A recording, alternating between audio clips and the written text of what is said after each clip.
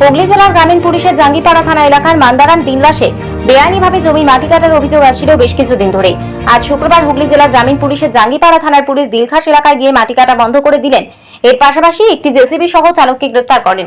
শনিবার চালককে শ্রীরামপুর আদালতে তোলা হবে। জাঙ্গিপাড়া থানার ওসি অনিল রাজ জানিয়েছেন, যেখানে বেআইনি মাটি কাটার অভিযোগ দায়ের হবে সেখানে জাঙ্গিপাড়া থানার পুলিশ কর্মীরা মাটি কাটা বন্ধ করবেন। এর আগেও হুগলি জেলার গ্রামীণ পুলিশের পোলবা থানার এলাকায় বেআইনি মাটি কাটা বন্ধ করে দেওয়া হয়েছিল।